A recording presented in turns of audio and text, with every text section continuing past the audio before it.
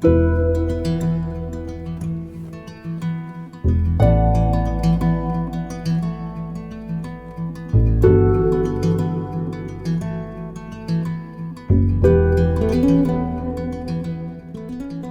motivo de hacer este vídeo es para explicar cómo se hace una litografía, ¿no? Porque muchas veces la gente ve una litografía, por ejemplo esta, y pregunta, oye, ¿y el cuadro de esta litografía dónde está? Pues solo dejar claro de que el cuadro de esta litografía no existe. La litografía parte desde un dibujo y es un proceso creativo, ¿no? Por ejemplo esta, ¿no? Esta lito. Este es el dibujo del cual voy a partir para empezar a elaborar la litografía, que vais a ir viendo cómo se hace a medida que voy trabajando sobre ella. Entonces es tan solo el dibujo, no tengo idea de qué color será el fondo, qué color va a ser el vestido, de qué color va a ser nada. Yo ahora tan solo voy a hacer lo que es el dibujo para tener una referencia de línea y a partir de aquí pues luego irá la cosa evolucionando, creándose por sí sola, ¿no? La plancha es tan solo un recuadro, todavía no tengo el dibujo, es una plancha sin nada. La plancha puede ser de zinc, puede ser de aluminio, entonces ahora lo que voy a hacer es calcar para pasar este dibujo a la plancha y entonces poder trabajar. ¿Ves? El dibujo lo estoy pasando aquí a la plancha. Me gustaría que la gente entienda todo el proceso que todo esto conlleva, hacer un alito.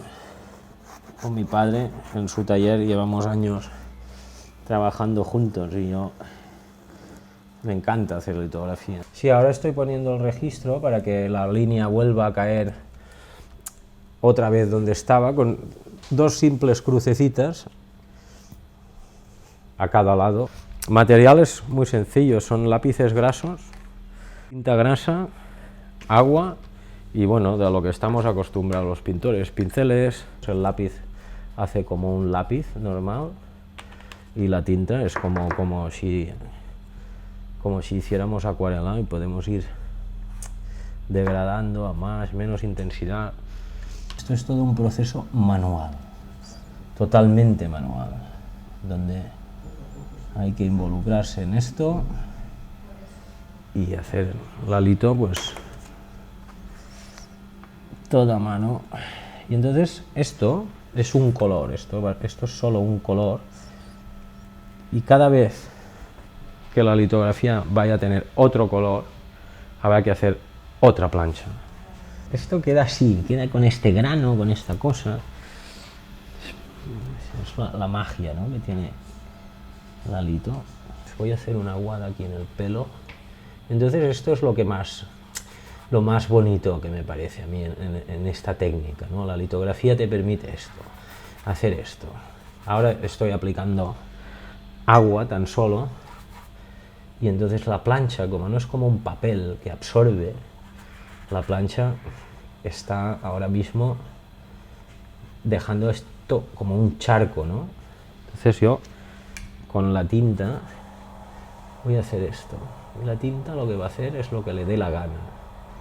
Y esto es lo que me parece más bonito de la litografía, es lo que da estas calidades. En litografía tienes que pensar que esto no está terminado todavía, esto es solo un color, y a partir de aquí pues se irán añadiendo colores. Pero mi referencia principalmente va a ser esta, con las cruces que he marcado, donde cada vez que ponga el papel encima de una plancha sin nada pueda volver a tener la referencia otra vez aquí y ir añadiendo colores.